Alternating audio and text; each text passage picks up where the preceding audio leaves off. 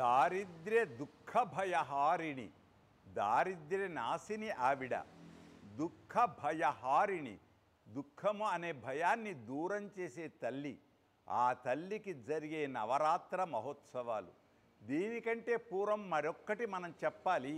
అది వినాయక నవరాత్రులను వచ్చాయి, కానీ వినాయక చతుర్థి మాత్రమే ఒకనాడు.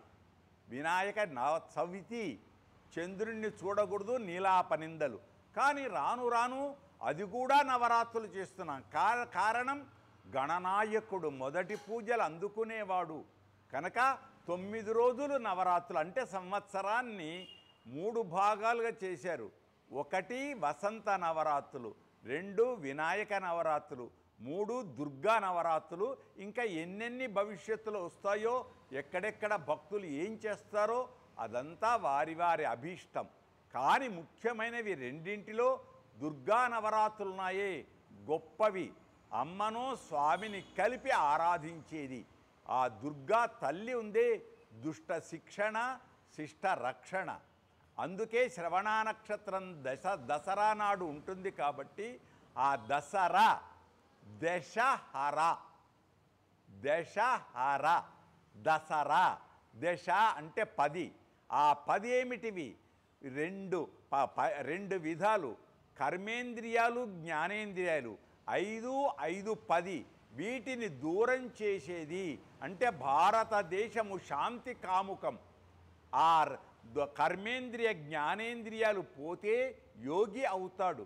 ఆ యోగంతో భగవంతుణ్ణి దర్శించుట అనేది విశేషమైన వేద అర్థము, శాస్త్ర అర్థము.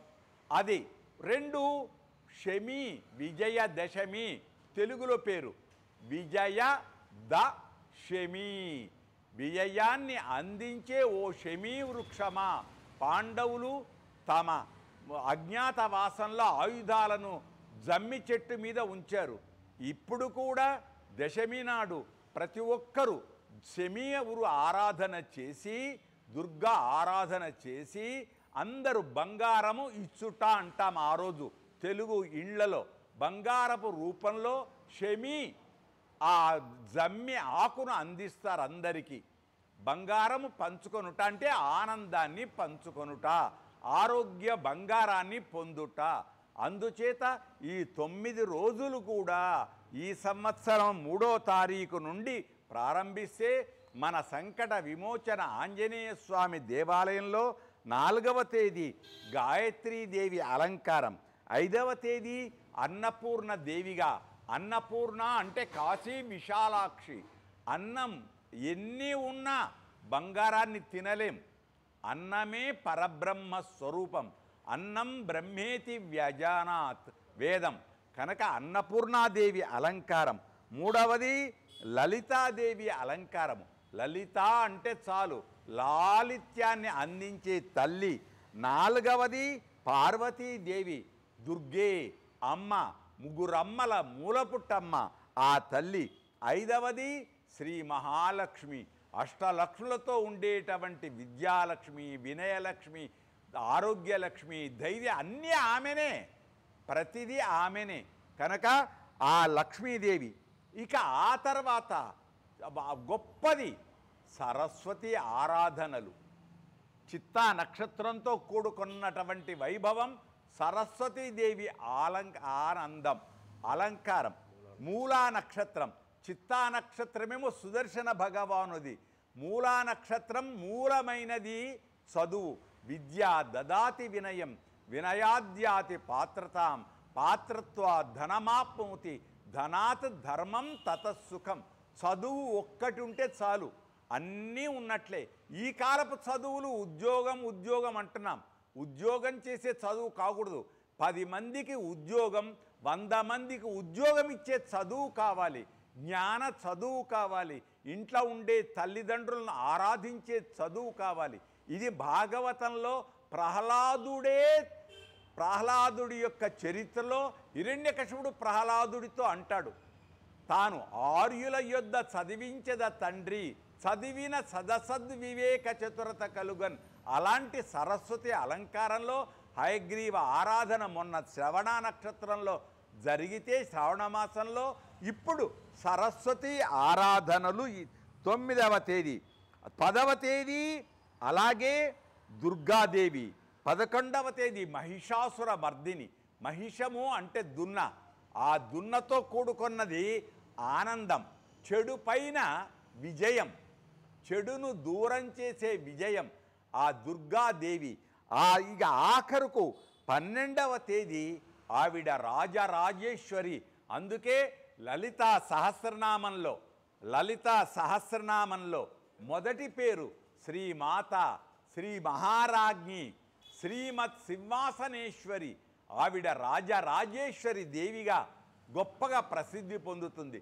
కనుక ఇన్ని అలంకారాలు ఇవే అంతటా జరగాలని లేదు. ఆయా దేవాలయాలలో ప్రాచీన నుండి వచ్చే సంప్రదాయ ప్రకారంలో ఒక్కొక్క అలంకారంతో ఆరాధిస్తూ ఉంటుంది ఒక్కొక్క దేవాలయం. ఎక్కడ ఏదైనా మన గాయత్రి నగర్లో సంకటమోచన ఆంజనేయ స్వామి దివ్య సన్నిధిలో అమ్మ, ఆ అమ్మనే సమస్త లోక జననీం ఆమెకు పేరు. ఆమె లోకాలన్నిటికీ పుట్టుట. వైష్ణవంలో పురుషకార స్వరూపిణి అంటారు. అంటే మగవాడు కొద్ది కోపంతో ఉంటే అమ్మ ఉందే ఆడబిడ్డ, ఆమె శాంతపరిచి వీడు నీ బిడ్డడు, వీడి కోరికలు నెరవేర్చు అని కోరికలు నెరవేర్చేటట్టు చేసేది తల్లి. లోకంలో కూడా చూడండి, ఒక్కసారి మనం ఆలోచించి చూస్తే భార్యాభర్తలు, పార్వతీ పరమేశ్వరుడు, సీతారాముడు, గంగా గౌరితో కూడుకున్న పరమేశ్వరుడు, భద్రకాళితో కూడుకున్న దేవుడు, ఎక్కడ చూచినా స్త్రీ పేరే ప్రధానం, మొదటి పేరు, తర్వాత పురుషుడి పేరు. కానీ ఈ కాలంలో పురుషాధిక్య ప్రపంచం అంటున్నాం. ఆ అమ్మ లేకుంటే సృష్టి లేదు. కారణం వెంకటాచల మహాత్మ్యం. లక్ష్మి వెళ్ళిపోతే తను పిచ్చోడై మళ్ళీ వచ్చి తిరుచానూరులో తపస్సు చేస్తాడు వెంకటేశ్వరుడు. అప్పుడు అలర్మేలు మంగగా ఆమె పద్మం నుండి పద్మ సరోవరం నుండి ఆవిర్భవిస్తుంది. ఇప్పుడు శరన్నవరాత్రుల్లో ప్రతి ఇంటిలో ఆరాధనలు అందుకుంటుంది అమ్మవారు. దీనికంటే ముందు గౌరిగా, మంగళ గౌరిగా బతుకమ్మ పండుగలో బతుకు ఇచ్చే అమ్మ బతుకమ్మ. అందులో కూడా ఇప్పటిదాకా మనం అష్టమి నవములు ఎలా చెప్పామో, తంగేడు చెట్టు వెళ్ళి భగవంతుడిని ప్రార్థించింది. ఇన్ని పువ్వులున్నాయి, అన్ని దేవుని దగ్గరికి వెళ్తారు, నన్ను ఎవ్వరూ ఆరాధించరు కదా. చివరికి గడ్డి గరక, అది వినాయక చవితిలో వినాయకుడికి ముఖ్య ఆరాధన కదా, నా స్థితి ఏమిటి అని భగవంతుడిని ప్రార్థిస్తే, ఓహో నువ్వు ఆరాధించట నిన్నే అందరు ఆరాధిస్తారు, నువ్వే భగవంతుడి దగ్గరికి కాదు, నిన్నే అందరూ ఆరాధిస్తారని బతుకు అమ్మ బతుకమ్మ. కనుక ఆ తంగెడి పువ్వుతో ఆరాధింపబడేది ఇప్పుడే, ఈ నవరాత్రుల్లోనే ప్రారంభంలో ఈ అమ్మగా ఆరాధనలు. ఆ నవరాత్రులు చివరిలో అమ్మ రాజరాజేశ్వరిగా ఆరాధనలు అందుకుంటూ ఉంది. కనుక అమ్మ వైభవం ఎంత చెప్పాలన్నా తక్కువే. అందుకే లలితా సహస్రనామంలో కామేశ బద్ధ మాంగళ్య సూత్ర శోభిత కంధరా, అందరికీ కావలసింది ఏంటి? ఏ స్త్రీ అయినా మాంగళ్యం భద్రం కావాలి అంటే భర్త ఆరోగ్యంగా ఉండాలి. అలాంటి ఆరోగ్యాలను, ఐశ్వర్యాలను, ఆనందాన్ని పంచే తల్లే మనకు ఈ యొక్క శరన్నవరాత్రులు. ఈ శరన్నవరాత్రులు ఇప్పుడే కాదు, ఒక 7 సంవత్సరాల నుండి మా ఆరుట్ల మోహనాచార్య వంశీ కృష్ణ ఆచార్యులు, కమిటీ బంధువులందరూ కూడా కరోనా సమయంలో ఈ సంకట మోచన ఆంజనేయ స్వామి సన్నిధిలో దుర్గను ఆరాధిస్తూ ఓ కరోనా అనే 3 అక్షరాలు క ర నా, దానిలో నా అనే అక్షరం చాలా చెడ్డది. ఆ నా అనే అక్షరాన్ని ముందు పెట్టి నకరో, నువ్వు ఏమీ చెయ్యకు, వెళ్ళిపో అని ఆరాధింపబడి ఈరోజు కరోనా అనే రుగ్మత లేకుండా చేసినటువంటి గొప్ప దేవాలయాలలో ఈ దేవాలయం చాలా ప్రధానమైంది. ఇక్కడి అర్చకులు, కమిటీ బంధువులు ఆరోగ్యం కోసం ఎంతో గొప్పగా హనుమను ఆరాధించారు. కారణం, హనుమ సంజీవని తీసుకొచ్చాడు. లక్ష్మణుడు మూర్ఛపోతే, రాముడు ఏమి చెయ్యలేకపోతే తాను సంజీవని వృక్షం తెచ్చి బ్రతికించినటువంటిది హనుమ. హనుమను తలిస్తే చాలు బుద్ధి, బలం, యశో, ధైర్యం, నిర్భయత్వం, అరోగిత, అజాడ్యం, వాక్పటుత్వం చ హనుమస్మరణాద్భయ. దీనిలో వాక్పటుత్వం, హనుమ మాట్లాడాడంటే చాలు 4 వేదాల స్వరూపమై వేదముల వల్లనే పలుకుతున్నాడు అని మొట్టమొదట రాముడు లక్ష్మణుడితో అంటాడు. ఋగ్వేదం, సామవేదం తెలిసినటువంటి వేద స్వరూపుడు హనుమ. అలాంటి హనుమ తన గూర్చి ఎక్కడ చెప్పుకోడు, రాముడి గూర్చే చెబుతాడు. అలాంటి సంకట విమోచన ఆంజనేయ స్వామి సన్నిధిలో అనేక వైభవాలలో దుర్గా, మొన్ననే వినాయక నవరాత్రులు జరిగాయి. ఇప్పుడు దుర్గా నవరాత్రులకు ప్రతి భగవద్బంధువుని ఆహ్వానిస్తుంది మా కమిటీ, అర్చకులు కూడా. ఈ యొక్క ప్రసారాన్ని అందించే రాజ్ టీవీ తెలుగు. రాజు అంటే చాలు, రాజశబ్దానికి ఎంతో గొప్ప అర్థం ఉంది. రాజు అంటే ఇంద్రుడు అని ఒక అర్థం, రాజు అంటే చంద్రుడు అని అర్థం. చంద్రుడు ఏం చేస్తాడు? సూర్యుడు కొద్దిగా వేడిమిస్తాడు, చంద్రుడు ఆహ్లాదాన్ని ఇస్తాడు.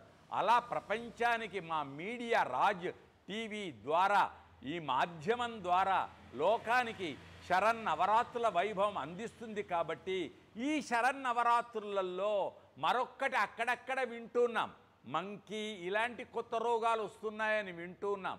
అలాంటి కొంత రోగాలు పోవటానికి ఇక్కడ ఈ 9 రోజులలో ధన్వంతరి ప్రార్థనతో కూడుకొని ఆరాధనలు అర్చకులైనటువంటి మోహనాచార్యతో చేయబడుతుంది.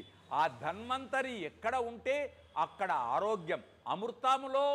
అమృతం మదనంలో వచ్చినటువంటి నారాయణుడు అమృత కలశం తెచ్చిన ధన్వంతరి, ఆయన ప్రార్థన ఒక్కసారి ధన్వంతరి ప్రార్థన ఎక్కడ చేస్తామో అక్కడ ఆరోగ్యం. ఆయన ఓం నమో భగవతే వాసుదేవాయ ధన్వంతరయే అమృత కలశాస్తాయ, అమృత కలశాస్తంతో వచ్చి సర్వామయ నివారణాయ, అన్ని రుగ్మతలను దూరం చేసే తండ్రి ఆయన. మనకు సంజీవని ఇచ్చే, రక్షించే ఆ దేవుడు, దేవదేవుడు మన హనుమ. కనుక మా హనుమ దేవాలయంలో భక్తులు మీకు ఏ గ్రహ దోషాలున్నా నవగ్రహ ఆరాధనలు పొందండి, పరమేశ్వరుని సేవించండి. ఇంత వైభవాన్ని అందించే మా రాజ్ టీవీ తెలుగు వారికి, మా గొప్పగా రాజు ఎవరైతే ఉన్నాడో యువకుడు అయినా దేశానికి ఒక మంచిని అందించాలి. అంతేకాదు మన సంస్కృతి ఏంటి, మన సంప్రదాయం ఏంటి, శాఖ ఎందుకు పెట్టాలి, నైవేద్యాలు ఎందుకు చెయ్యాలి అనేది. దేవుడు ఏమీ తినడు, నైవేద్యం పెడతామంటే నివేదన అనగానే ఏదో ఆరగింపు ప్రసాదాలు అంటాం. మన మనస్సును నివేదన, లోపల కనపడే దైవాన్ని మనం చూడలేం కాబట్టి బయట ఆ విగ్రహ రూపంలో, అర్చామూర్తి రూపంలో ఆరాధింపబడుతుంది. కాబట్టి మా రాజ్ టీవీ వారు ప్రసారం చేస్తూ ఉంటే గొప్పనైనటువంటి మా కలౌ వెంకటనాయక, వెంకట అంటే పాపాలను దూరం చేసేటువంటి అమృత బియ్యం వేం. అలాంటి వెంకటుడు మా రాజ్ ఇద్దరు కలిసి ప్రపంచానికి మా రాజ్ టీవీ మీడియా ద్వారా సాంకేతిక నిపుణులైన వీరు అందిస్తున్నారు. భక్త జనమంతా కూడా ఆంజనేయ స్వామి మౌలాలి దగ్గర ఉండే మా గాయత్రి నగర్లో ఆంజనేయ స్వామిని దర్శించండి, 11 ప్రదక్షిణాలు చేయండి, కోరిన కోరికలు నెరవేర్చుకోండి. అదంతా మన స్వార్థం, లోకానికి ఆరోగ్యాన్ని అందించాలి. కాబట్టి రుగ్గుమతలు లేకుండా సంపదలు వచ్చి ఆ ఆరోగ్య సంపదతో వర్ధిల్లాలి. ఆరోగ్య సంపదతో, విద్యా సంపదతో అందరూ వర్ధిల్లుదురుగాక. అలాంటి వైభవాన్ని అందిస్తున్నటువంటి మా రాజ్ న్యూస్ వాళ్లకు, తెలుగు ఛానల్తో కూడుకున్న సంప్రదాయ వైభవాన్ని అందించే మా ఛానల్కు, మీడియాకు, మాధ్యమానికి అనేక రాబోయే శరన్నవరాత్రుల శుభాకాంక్షలతో అటు మా మీడియా వర్ధిల్లాలి, ఇటు సంస్కృతి వైభవం వర్ధిల్లాలి, సంప్రదాయం వర్ధిల్లాలి, పెద్దలను పూజించాలి, మనము ఆనందంగా ఉందాం. కొద్దిగా ఈ క్షణంలో తప్పు పట్టకూడదు. అందరూ పిల్లలు, ప్రతి చిన్న పిల్లవాడితో సహా సెల్ ఫోన్ల వినియోగం ఎక్కువైంది. సెల్ ఫోన్ ఉండాలి, వినియోగం అవసరం, సాంకేతిక వైభవం అవసరం.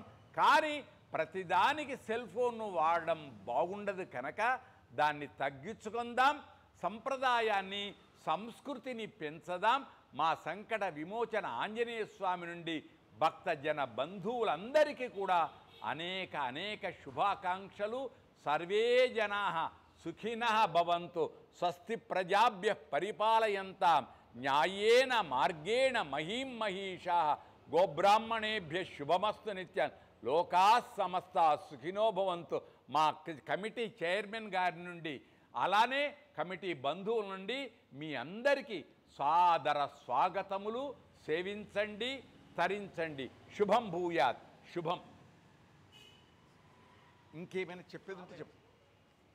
ఇంకేమైనా నాన్న?